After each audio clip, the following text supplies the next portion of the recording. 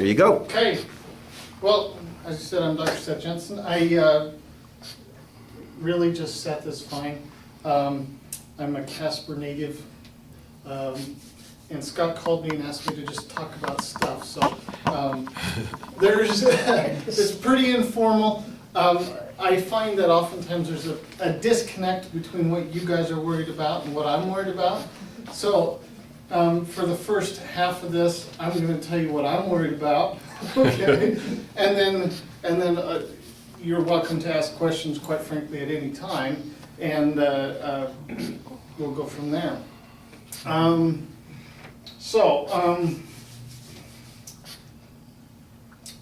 lot of times I feel like what I do is often looked at as I'm the glasses guy, and while that's pretty true because I'm probably the best at it, there's a lot more to seeing than glasses. A lot of times, if the eye isn't put together quite right, you're still not going to see very good with the best pair of glasses. And so when I say there's a disconnect between what you're worried about and what I'm worried about, I'm looking for things health-wise that would be a hindrance to your sight. And so there are four things, three of which that I'm going to talk about because one of them is of minimal impact in the long term. But I'll list the four things. There are cataracts. That's the easy one. Okay, cataracts, glaucoma, macular degeneration, and diabetic eye disease. And let me take a step back. Because of the diabetic eye disease that I just mentioned, there's a lot of things that are diseases in our body that affect the eyes. So if you have questions specifically about those types of things that I haven't covered, feel free to ask about those types of things if you wish. So, I'm not going to touch much on cataracts. When you get cataracts, we take them out, we replace it.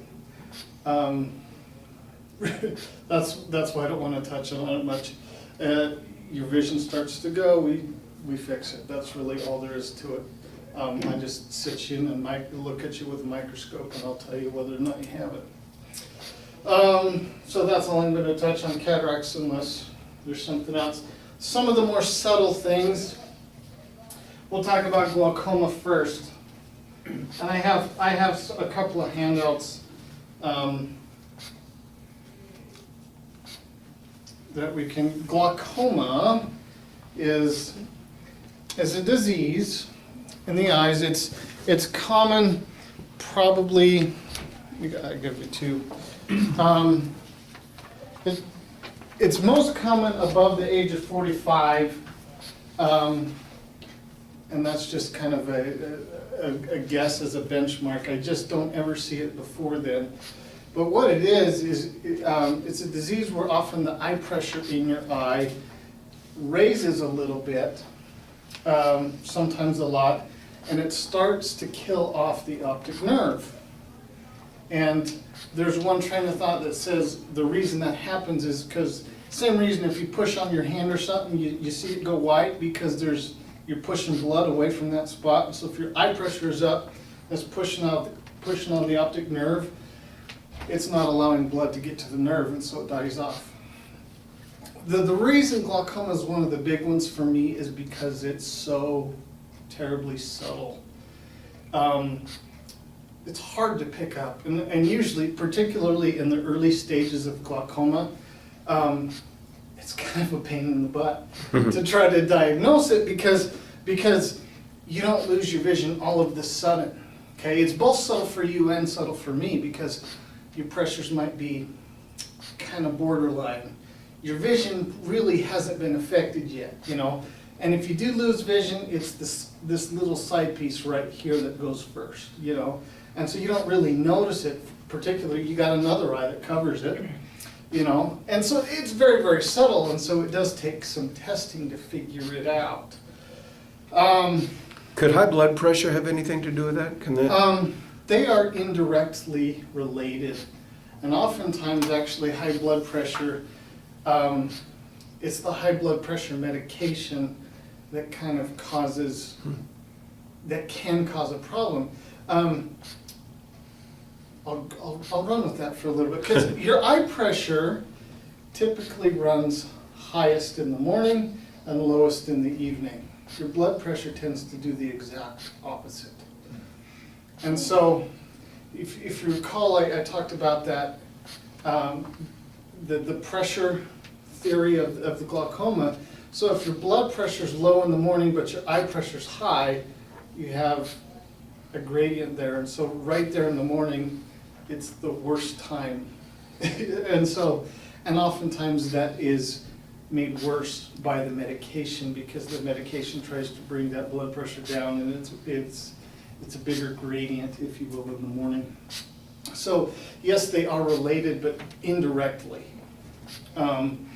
And they don't have to be related. So I get that question a lot, actually. But it's hard to tie those two together. So when I do a regular exam, I always check your eye pressure. Have any of you ever had the eye puff test? You've had it? Okay. Well, I have glaucoma. You do have glaucoma? Mm-hmm. Okay. I hate the eye puff test, the air puff test, okay? People are familiar with it, that's why I bring it up. But the reason I hate it, well, there's a couple of reasons. One is it's very, very inaccurate. There's no good way to follow glaucoma with the air puff, okay? What, is that round hood thing? No, that's probably the visual field you're talking about. Okay, all right. Okay, the air puff, I don't know if you've ever had it, but Well, you sit in front of a machine and you wait for it, and then there's this poof, and it hits you in the eye. Yeah. Really irritating. When they had That's the other reason I hate it. Is it's the really irritating. envelope health fair down at the event center, and if they had a vision guide, and that's what you'd get was the Right. eye puff. So and that's about the only reason I see to have that air puff is it's a good screening tool for big events like that. But in my office, I always measure with what's called a Goldman tonometer. It's a little probe. It actually presses up against your eye. It's way more accurate. It's way more comfortable too. So I numb your eye before I press it up against your eye. That helps. But after that initial eye drop, the numbing eye drop, the Goldman is way more accurate, and it's a way better indication of how you're doing. So I would never follow glaucoma with the air puff. Just you guys are familiar with it. That's why I brought it up. Okay. And so then you mentioned the visual field. So there's that kind of testing. We take pictures of the optic nerve, things like that. Because it's so subtle. Those are a lot of the things we can do. So I don't want to belabor what we do for glaucoma. Just know that it's a very subtle condition, and if you notice you have it, it's way too late. Okay, glaucoma, you can go a long time and not know you have it, and that's kind of one of the important things of why you get your eyes checked. How do you know you've got it? Oh, I've got to test it. And tell you. And tell you, yeah. I often tell my glaucoma patients that my goal for you is that you never know you have it except that I told you so. Okay? Because I don't want disease to impact your life. Okay? And glaucoma, that is kind of a good and bad thing of it, is because it takes so long to progress. If we catch it early, then it never impacts your life. But also, it's hard to find, so we got to look hard for it. We got to look hard so we can catch it early, so you don't ever have it impact your life. Would you mention the numbers for good eye Good. pressure, or high and the low? Yeah. Normal is considered less than 20. It's millimeters of mercury is how they measure it. So 20 and less. Now, if you have glaucoma, probably my goal for you is more like 16.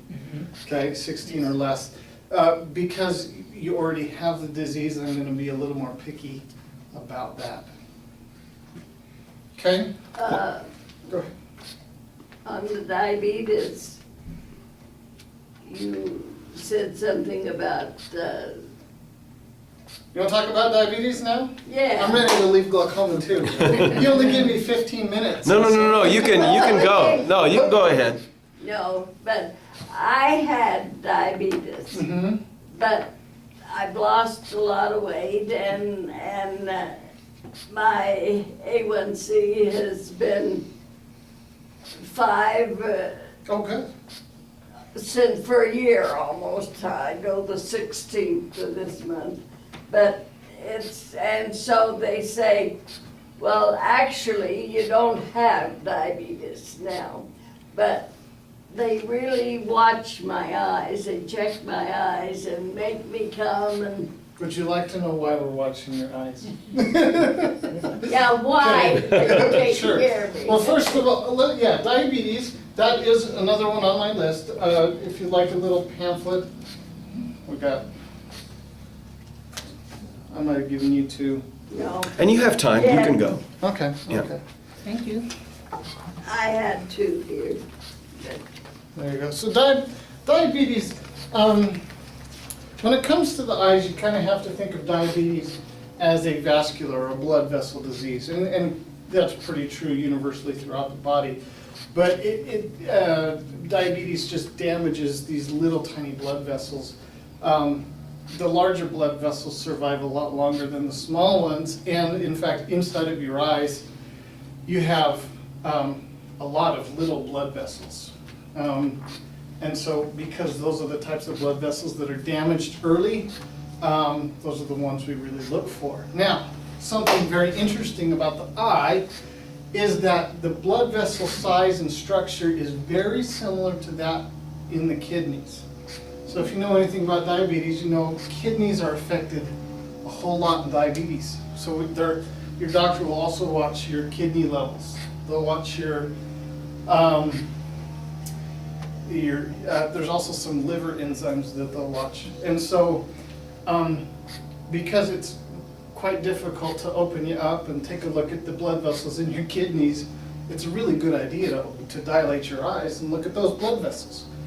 It's something readily available that I can look at and say, okay, there's no bleeding in your eyes, and so I bet you have really good kidney function, type of a thing, because diabetes is a systemic disease. It's going to affect both your kidneys and your eyes pretty similarly. It's not a straight across trait, but that's pretty true. Now, I should mention I'm diabetic, and so this is one that hits home a little bit for me. And so, you know, I'm perhaps a little bit more picky than a lot of eye docs, and so I try to do my research on diabetes, and when you come in, if you were to come in to see me, I want you to know your A1C. You knew it already. That's fantastic. So, you know, if you just know your number, I know you're at least trying to control it. But what happens is when it damages these blood vessels in the eye, it starts to bleed. And you get deposits in there, and blood in the eye is bad, as you can imagine. And it's almost always all the way inside the eye. But if you get bleeding, you know, it can cause glaucoma. There's a glaucoma version of the diabetic version of glaucoma. But probably the worst of it is when it causes bleeding in the retina. The retina is the part of your eye where all the seeing happens. It's the nerves. The nerves collect and they head through the optic nerve back to the brain. So if you don't have retinal cells, you're not going to see anything.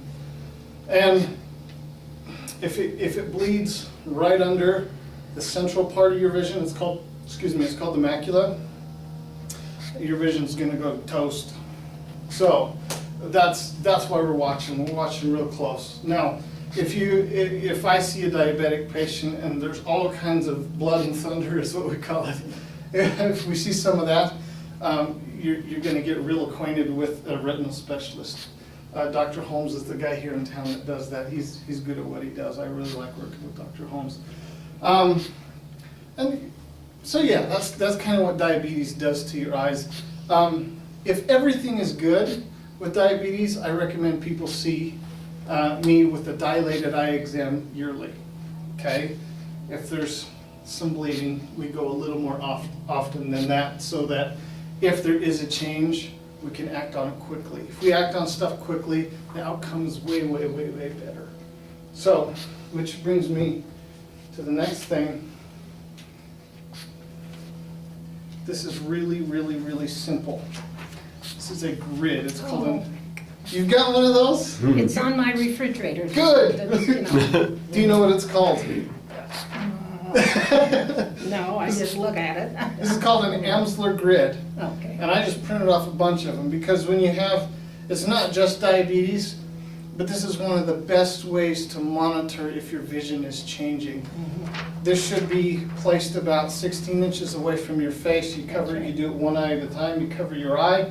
About like that, there's a little dot here. You look at the dot, you make sure there's no missing lines, no wavy lines, or it should look like a grid while you're looking at that center dot. If you see any wavy stuff, here, I'll just pass these out. How long do you look at it? As long as it takes for you to know.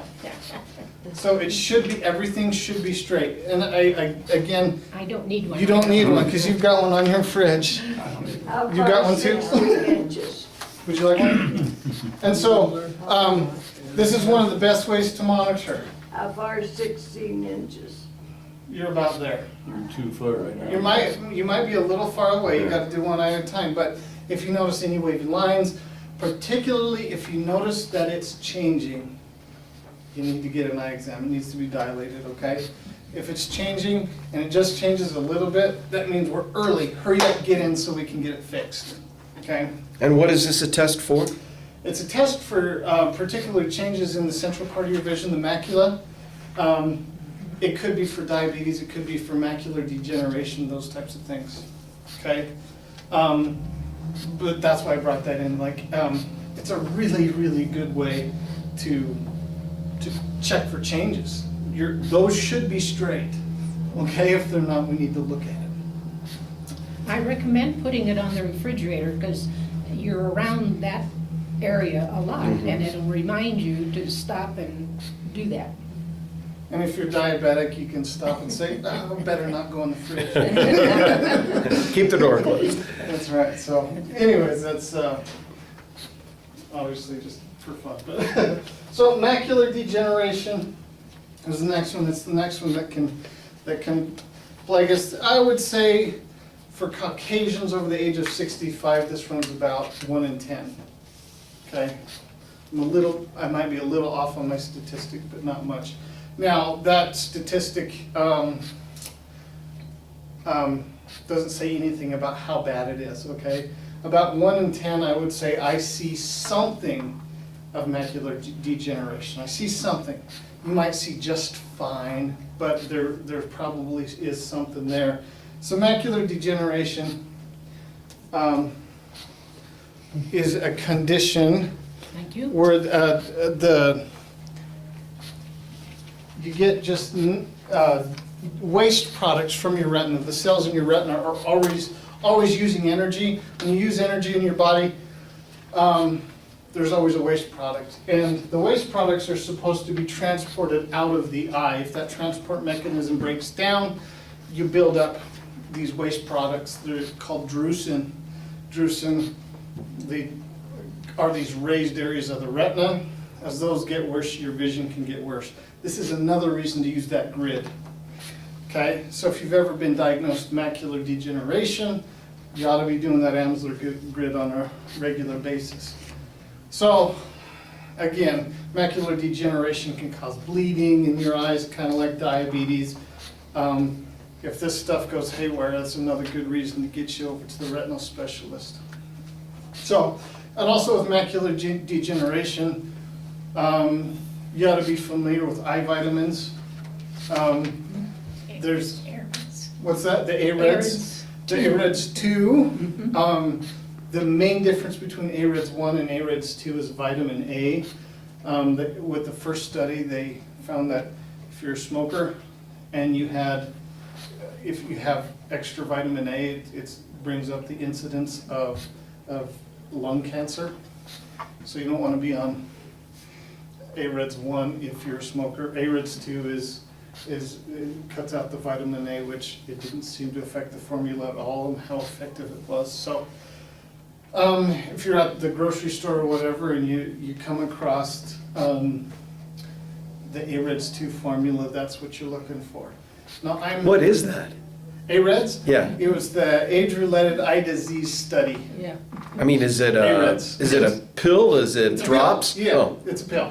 So you take it, it's a good multivitamin on its own right, in fact, but it's specifically for decreasing. Over the counter. Yes, Mhm. over the counter.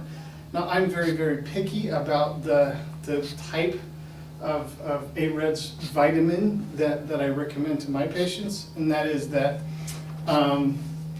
they should be good quality. If they're in a wax pill, you know what I'm talking about?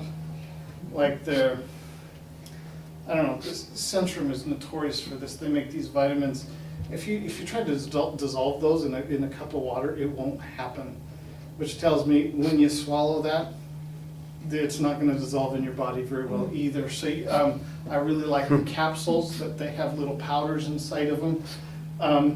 I also really like vitamins that are, rather than being synthetic, they're from natural extracts. Those are better quality. You have to do your research to find out which is which. I don't know that I have enough time to cover all of that today, but you're welcome. I'll be around, okay? So you're welcome to come ask me those types of questions for what kind of vitamin would I suggest and those types of things. So Is that true for any vitamin? I mean, not all vitamin A is vitamin A, and not all vitamin D is vitamin D. Yes and no. Vitamin D is pretty good because you can only get it in one form that I found, the little gel caps. Mm. You know, it's an oily pill. Vitamin A, but yes, I would say to address your question, that is pretty true. If they're in those wax pills, you're not going to get anything out of it. There's something called bioavailability. So if you take a pill, what gets into your body and what passes through you? Okay, those wax-coated pills, they just nothing. Are they usually the colored ones or what? And how do you tell a wax colored pill? Stick it in a cup of water, see if it dissolves. Oh, well, you've already bought them. Yeah. Sometimes they show a picture of the pill on the box. True.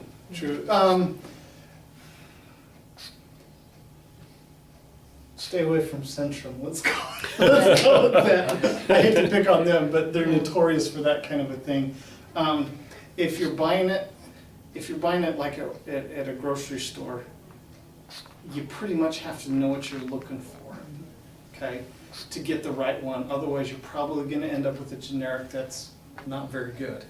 Okay, if you're going into a vitamin shop, the attendant will know a little bit more about which one's a good one, which one is natural, which one is that. The ones I have at my office, it's the only one I have. That's a good one. Welcome. Come on in. So, So in other words, it may still be the same vitamin, but your body can't get to it, or it Right. doesn't get to your body. that's exactly Huh. right. And so, that's really just good general Usually when I advice. like to walk in front of you. Oh, you're fine. That's just good general advice for any vitamin. The ones I have, my AREDS formula is good quality, and Mhm. that's kind of where I got my pickiness from. It's like, well, yeah, if it doesn't dissolve, what good is it? So yeah, the vitamin A might be there, but it won't get into my bloodstream. So, okay, so Is taking the pills the same as getting that vitamin from foods? No.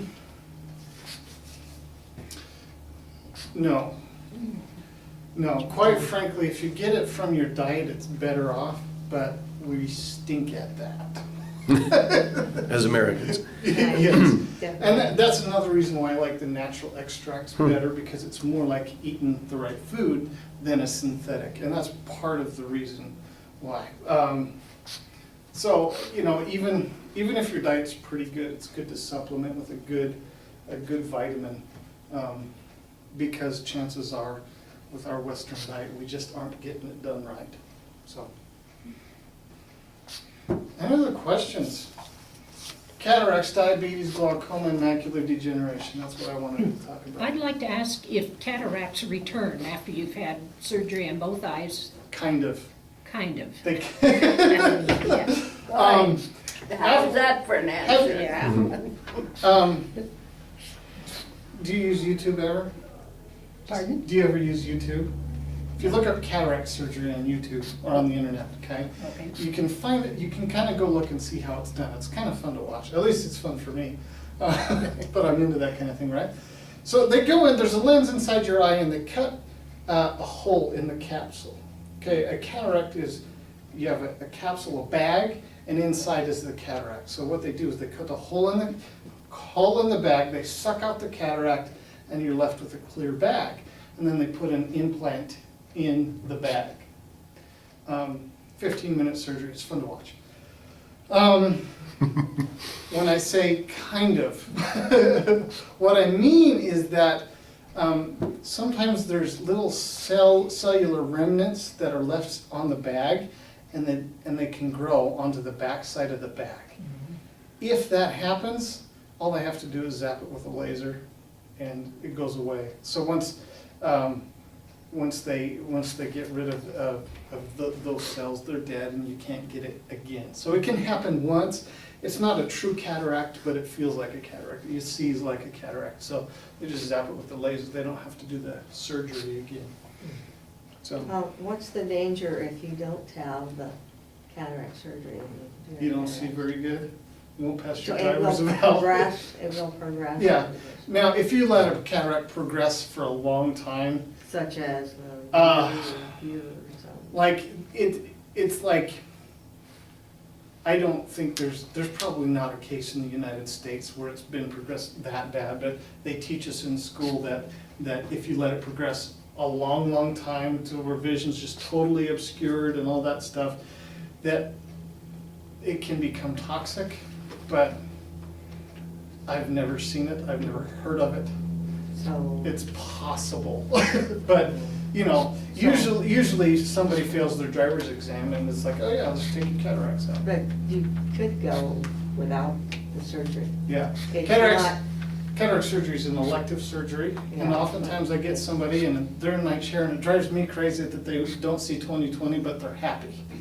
That patient, as long as they're happy and it doesn't interfere with their lifestyle, I'm gonna leave them alone. I'm never gonna force somebody into surgery if they're happy. Yeah. It did happen the other day, she was happy, but I told her, you're not gonna pass your driver's evaluation. That was a big deal to her. So we had another conversation after that, so. Because of the cataract? Yeah, because of the cataract. Yeah, and so once we knew that it would be a hindrance to her lifestyle, it's a good reason to do it. If you're happy. Are then- they mostly older people that have cataracts? Yes, and cataracts, in fact, if you live long enough, you will get cataracts, period. Okay? The only way to avoid it is to die early.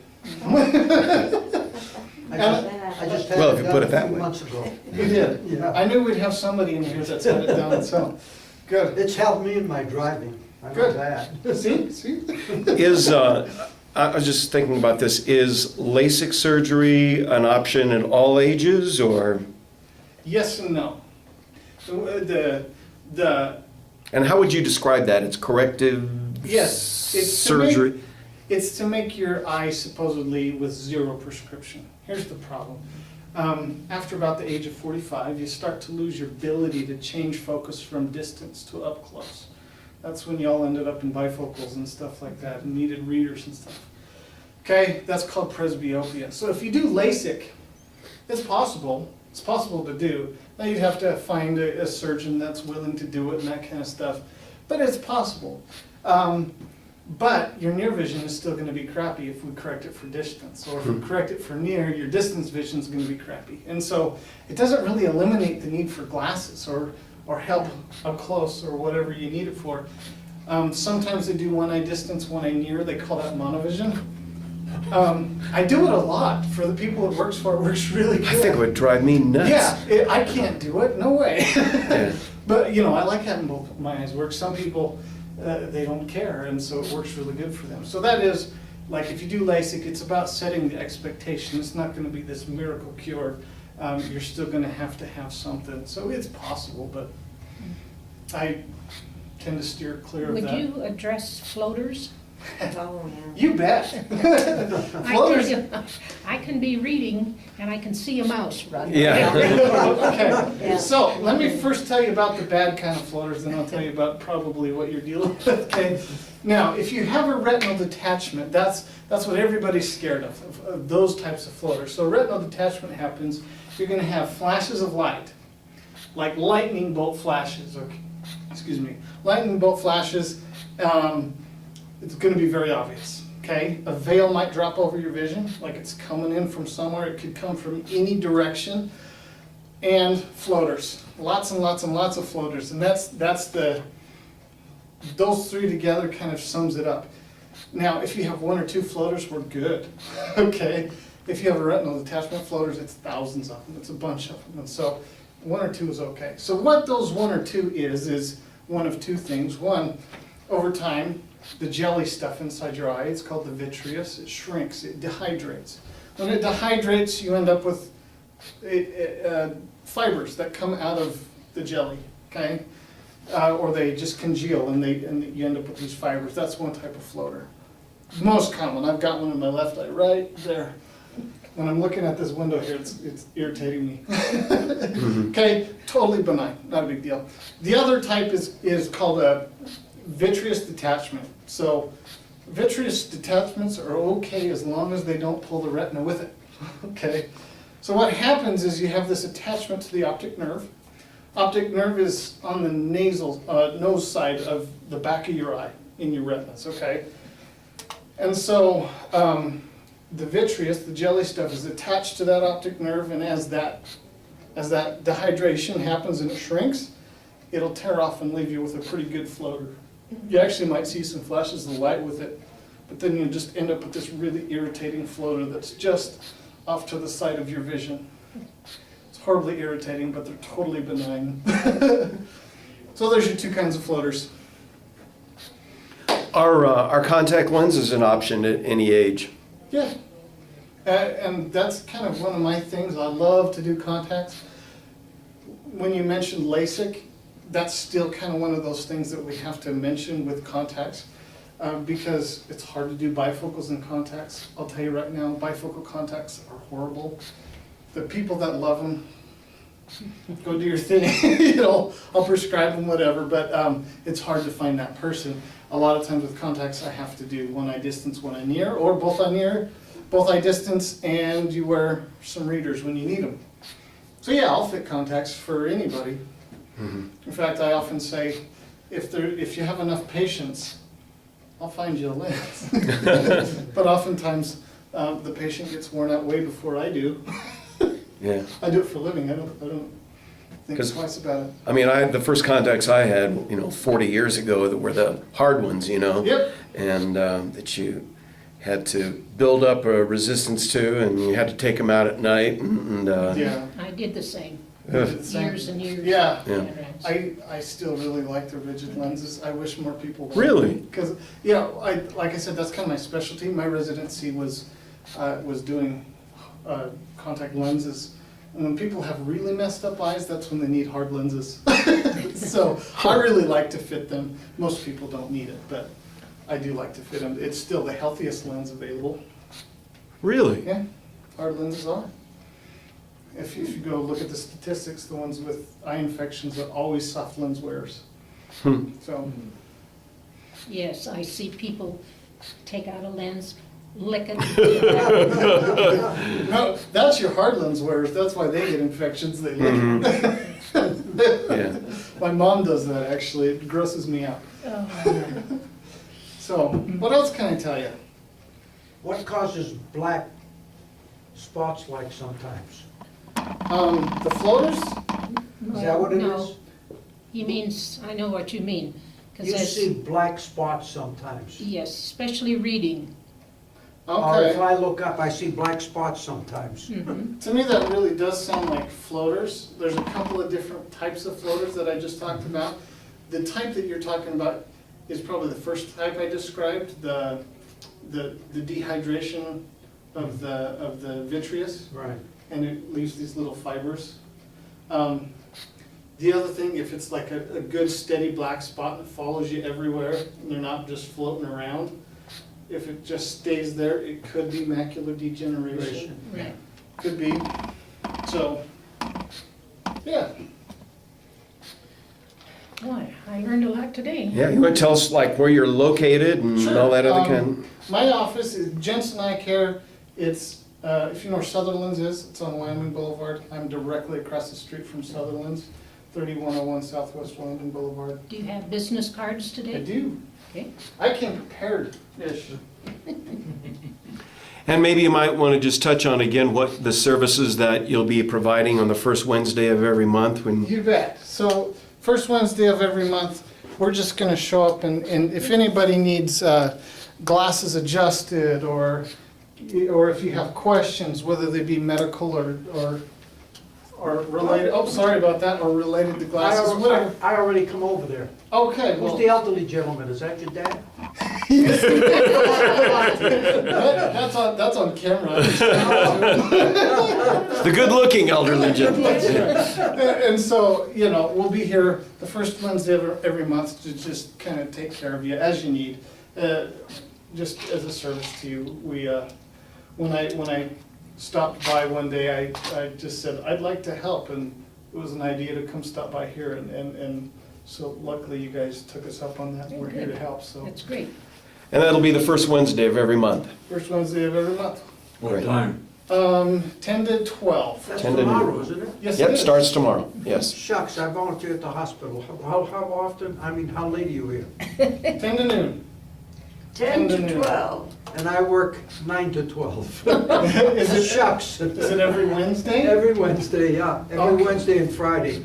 Well, you know where we're at already. I know where you're at. I already come over there. We'll, I live in Paradise Valley, so it's no problem. there you go, yeah, well. Fix you up. Yeah, you know, particularly the glasses adjustment and stuff, we do that anyway, but it's probably easier for you guys. I if know, come since to I you, got my so new lenses through your office, I can read the real fine print now. I like to hear that. There you go. There's a commercial for you too, right there. So, It's the truth, too. what else can I do for you? No, I learned a lot. What does potassium have to do with the diabetes? Potassium. That's a good question that I don't think I have a good answer to. Okay, potassium, it's good for just most cells. Well, The you heart uses it a lot. I had the diabetes, Mhm. and they gave me potassium. Well, it came up to levels, so they took that away, but they said eat a banana, Yeah, and I've done that. And now it's, without everything, it's still high. your potassium's high? Yeah. Well, potassium, And they said, well, we gotta check with the kidneys. But the diabetes is not, you know, and so I just wondered if there was a. with diabetes, oftentimes they put you on a kidney protective drug, a diuretic. And sometimes potassium will spill into your urine when you don't want it to, and so you have to take more potassium because of the medication you're taking. So it probably has more to do with that than, but you need potassium for your heart and just regular function. As far as your blood sugars go, it's not a huge area that I know of. So that sounds like a good question for your primary care doctor. Well, Or your when I endocrinologist. went and had my A1C and everything done about a month ago, and he said, your potassium's high. We're talking about it. Don't eat any bananas. No more bananas for you. Thank you very much. My pleasure. And